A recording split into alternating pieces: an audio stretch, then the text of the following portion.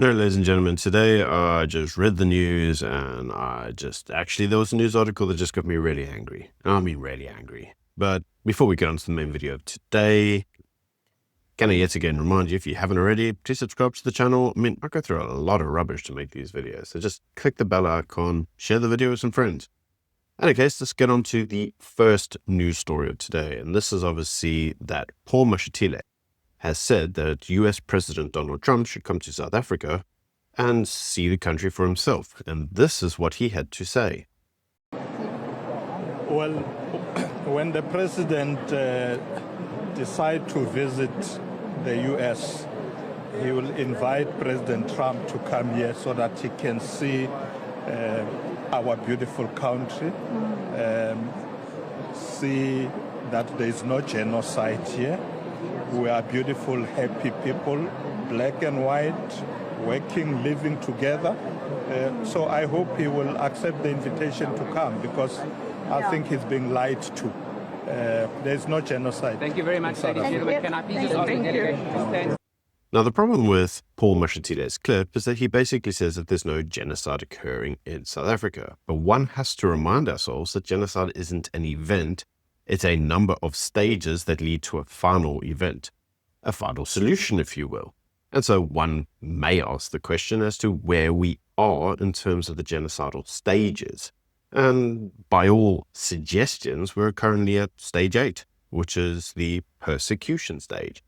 Now, yes, the final solution hasn't yet been met with a bunch of machetes, but the stages in order to achieve it, it could be argued that we're moving along the stages, and we're actually at a pretty advanced stage. Now, I need to make it clear from my personal perspective, my own lived experience is that there is no genocide occurring in South Africa. That doesn't mean to say that my lived experience is the same as everyone else's. This is why it's important to listen to others. Now, moving then swiftly on to this idea that Afrikaners are leaving the country in record numbers because of the threat of genocide. Well, according to NAMPO, farmers have assured Cyril Ramaphosa that they have no intention of leaving South Africa. Instead, they've said to Cyril, you need to keep us safe. If you can keep us safe, then we ourselves will remain in the country and remain patriotic, constructive citizens. And so, ladies and gentlemen, I've had many questions directed at me, given the videos that I make every day. What do I think? Do I think the country will improve? Do I think it's worthwhile sticking around and helping and improving the place? And my answer is, these videos are designed to put pressure on the government and to expose the government's potential to the international community and to educate you, ladies and gentlemen. Do I actually think that it's worthwhile leaving? Well, for myself personally, I'd say no. I enjoy living in South Africa, but I also appreciate that that experience is not the lived experience of all individuals. In fact, I actually want to quote what these farmers told Cyril Ramaphosa, and they said that they understood that some parties had valid reasons for wanting to leave, namely farm murders. They said, in our area, we have a lot of it. Our personal experience with farm murders is very brutal. Farm workers do get targeted as well. I mean, we're often told that it's not just white Afrikaners. And they say, but in particular, the farmers themselves, the white farmers, do get targeted, and there's a reason for people to feel unsafe in the country. But the farmer who farms potatoes, maize, and sheep said he has no intention of leaving SA himself, as he was too much of a patriot in his own country. I want to make a difference. I would never leave. Now, all of this is interesting because according to my own perspective, many Afrikaners and many white South Africans as a whole feel very similar. We do feel patriotic to our country, and we do want to make a difference, and we do want to see it thrive. Many of these individuals have said, such as this one farmer, he said that we will never leave. We are here to help farmers grow their businesses and meet their needs. However, he said was whilst he didn't have any plans to go anywhere, his 4-year-old son may not have a future in South Africa if things do not change. He said he understood why many South Africans had taken Donald Trump's offers and are going there for the opportunity. He said, I can understand why they left. I still have something left here, so I can't leave. But we are systematically getting poorer and poorer by the year, so I can understand why those guys left. And this, ladies and gentlemen, is actually the crux of the issue. For those with something to lose, very few of them are willing to leave. For those that have nothing, and everything potentially to gain, well, those are individuals that are like, well, what's the worst that can happen? Now, there is a suggestion that South Africans who do go to the US underneath the refugee program may be stripped of their citizenship. And according to the constitutional judgments against the Citizenship Act, well, this is untrue. Those refugees remain South African citizens until they are granted full US citizenship. Now, underneath US law, can't have dual nationalities. So they would basically have to forfeit their South African citizenship in order to gain American citizenship. But one is reminded that you cannot freely move between the two countries as a refugee. In fact, it's very difficult to roam the globe full stop as a refugee. So those going to the US would be bound to, well, stay in the US until they become citizens of the US. And then life obviously improves. But you see, the vitriol that has been pushed out at these 40 refugees has been something to behold, because you see, many of them have cited that the reasons that they wish to go is because of what they described as SA terror. In other words, fear of persecution and fear of violence, with many of them saying that they've experienced acts of violence, such as home invasions, robberies, and so forth. By all reporting, these are not individuals who simply said that they left because they couldn't get a job because they were white. Although there are many individuals that claim that they wish to apply for the refugee status on that very basis. But these are individuals who claim to have been victims, direct victims, of actual physical attacks. Now, in usual fashion, the experts and the lawyers said, well, these individuals have left because of fear of equality. Apparently, this is unprecedented because you see, these individuals just want to go back to apartheid. And so the only reason that they've actually left the country is because they're unwilling and unable to work with their black counterpart. When in doubt, call them racist. But you see, the problem isn't that. The problem is that many white South Africans are seeing an increasing lack of willingness to prosecute any form of racism direct at a white minority. In most other countries around the world, minority rights are protected. In South Africa, majority rights are protected at the expense of the minority because the minority was previously advantaged and the majority was previously disadvantaged, ergo, the paradigm has shifted. And this ultimately becomes the problem. You see, the problem is that many of these individuals are fearing future persecution and lack of opportunities. Do I believe that all of them went there solely for the fear of persecution or violence? Well, that's subjective, and that depends on the individual. Certainly by reading my own comment section, well, that's not always the case. In many instances, many individuals wish to go for economic reasons. But the fear of the future, where the country will go in the next 10 years, is really what gets a lot of people nervous. Now, I must offer a degree of caution, and that is that everybody that goes to the US needs to understand that there are sectors of the US, specifically Democrat sectors, that are not keen to see white Afrikaners. In fact, this clip on the very left-leaning CNN actually explains very well what type of vitriol you're expecting to get from the US. Have a watch. And part of that is that the people who are native to that land deserve their rightful land back. That is not what the Afrikaners actually want to have happen, which are the white Africans, and so who are not originally from Africa, who colonized South Africa also. And so that is what they are saying is discrimination. Now, if the Constitution in South Africa is discriminatory, they have their checks and balances in that land, just like we do. And that is for them to, so if the Afrikaners don't actually like the land, they can leave that country. They are. They're leaving to come here. No. They can These refugees are coming here. They can actually leave and go to where their native land is, which is probably Germany. Are you against them coming here? Holland, probably. Holland. Now, it's very curious that the same people who say refugees are welcome are saying that, well, whites are not welcome because they were previously oppressors and they don't want these oppressors there, and it's only that they must give back their land and they want to be subjected to apartheid legislation and they want to repress the black majority and what. It's almost like they've been reading from the EFF's playbook. And that, ladies and gentlemen, is the left in a nutshell. And you must remember that the left is rather prominent in the US, whilst it's not the current governing sector of the US. Still a sizable amount of these individuals, so do not expect a pure 100% warm welcome with open arms. Yes, there will be sectors that will welcome you, but there will be sectors that really won't. Now, very interestingly, the EFF actually had something rather startling to say about the whole Afrikaner refugee issue. And that was that the US had deliberately invoked a Afrikaner refugee status in order to undermine South Africa's moral standing, specifically in relation to the ICJ case issued against Israel. And I actually think that's correct. That's 100% correct. So who knew? The EFF actually got something right. I think this is entirely designed to undermine South Africa's moral credibility to the global stage. And I did say that the biggest impact of this will probably be global pariah status. The fact that you actually have a refugee program welcoming your citizens because of lack of minority protections. As I said, most other countries protect minorities, apart from South Africa. So does this mean that we're expecting to see a large cohort of individuals making their way to the US? Well, time will tell, won't it?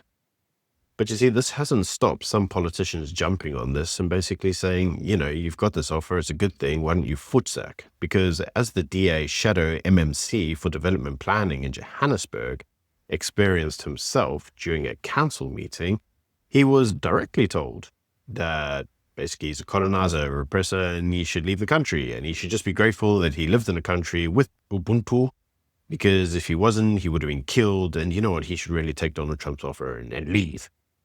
And interestingly enough, we've seen the same vitriol from Herman Mashaba. Remember center-right Herman Mashaba, who's now more left-leaning than Julius Malema?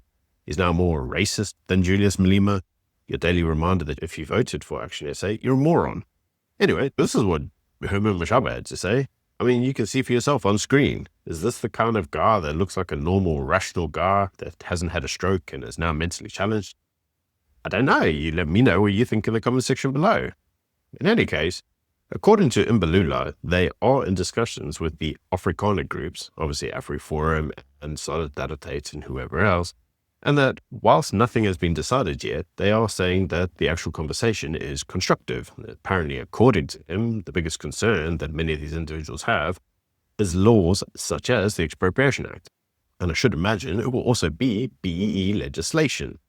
Which actually brings me on to the very article that I said all the way at the start of this video that really annoyed me today. And that was actually this idea that the MPs got a report on BBBEE by the commissioner, who basically told them that the actual BEE tribunal or commission was pointless because it couldn't actually apply any form of compliance against entities. Apparently, they had referred 50 entities to law enforcement agencies for, well, I suppose, fronting or ghost organizations.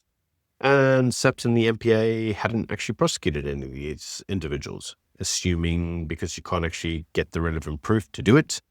And so what he suggested is a special tribunal in order to enforce BEE laws. And I just shake my head on this because in the very same week, and I said this in a video, I think last week, it's funny how a lot of the news articles are released together and when read as a unit show let's call it a narrative of the way that South Africa is governed. And that narrative is actually very negative. It actually shows a downward trajectory when read as a whole. Now, when you read the articles in singular, well, you might not necessarily see the greater picture. But in this instance, it was like yesterday at the time of recording that the government announced that basically the jobless rate had gone up. In other words, jobs had not been created. And it's rather interesting that yet again, this BEE people are saying that Black economic empowerment will create jobs. And that there are billionaires now in South Africa that wouldn't have been billionaires had this legislation not existed. Which is exactly why Rob Hersoff, an actual self-made billionaire, a person who actually understands how to create wealth, independent of the state, had this to say about BEE. Hi, Rob Hersoff here. BEE is theft. It's the biggest scam put upon corporate and South Africa generally. It adds massive cost, it's anti-merit, it's racist, and it doesn't work. And we all know that now. South Africa knows it, everybody knows it. It is a complete scam, a complete hoax, and it's been done by grifters, thieves, kleptocrats, ineptocrats who care nothing about South Africa. BEE is theft. It's a complete scam. It needs to end. Now, I must admit, I agree entirely with Rob. BEE is a scam. Because let us use the example of Stonewall in the United Kingdom. One thing that Stonewall is never going to say is that the fight for gay rights has been met, that it's done. Because the minute you do that, you have to close the organization. And so what we saw is that when the United Kingdom basically legalized same-sex marriage, Stonewall's fight should have been finished. They had pure equality. Instead, they had to morph themselves into fighting for LGBT rights, including the T, the transgenders. And this led to contradictions with the actual organization's meaning, what it was actually fighting for. In fact, the transgender agenda actually started overshadowing forms of the previous agenda that they were pushing. And this kind of contradiction is all just a form of, should we call it, self-promotion in the desire to stay relevant and preserve your own status as Stonewall, as this rights group.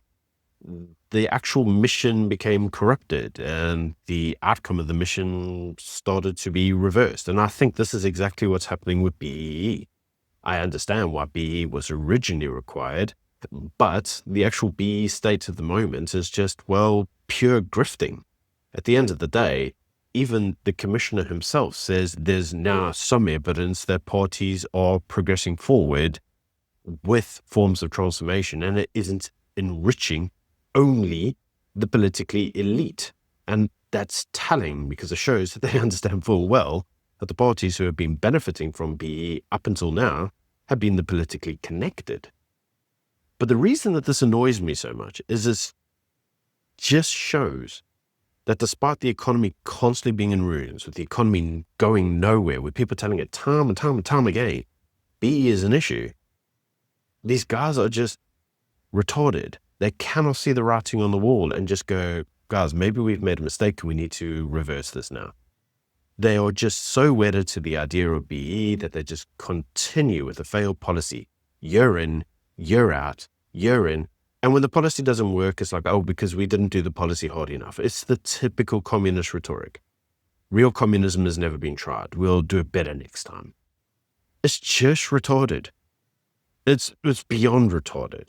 The biggest problem now that the commission is seeing is that actually the amount of transformation that's occurred in the sector in terms of black ownership is actually reversing. It was 59% in the previous year. It's now gone down. And this inevitably becomes because of two things that the commission doesn't really want to talk about. The first is that a BEE stake may be given to another company, but that company wishes to cash out that, and so they sell it. And the person they end up selling it to may end up being a white entity. Does that mean that I have to retransform a company all over again and put on repeat? Because this isn't constructive. The second issue may be that in some of the entities where BEE ownership has been given, the entity fails, in which case the entity is stripped of its position because it's a dead entity. But they don't want to discuss this. So the relevant question should be, at what point has transformation occurred and market forces need to take root? They need to be what dictates the future of the economic growth. But these individuals cannot fathom any form of control that doesn't involve themselves, because it would strip them of their social standing, as I've said with Stonewall. Anyway, this is just my views. Do let me know what you think in the comment section below. Until tomorrow, bye. If we exclude government employment, there's only 7 million people in South Africa that have jobs. There are 65 million South Africans. Just under 10% are employed outside of government. We now, hands down, have the biggest government in the world based on payroll per head. So the amount of money that South African government employees earns is more than any other country on earth per capita. Who pays that salary bill? They're not paying it. As a government employee, you don't create income. I don't know if you know this. You are only an expense. You don't produce anything for the country. You just produce expense. So who's paying for that expense? Well, the bad news, ladies and gentlemen, is it's you and me. We are not going to be rescued by traditional jobs.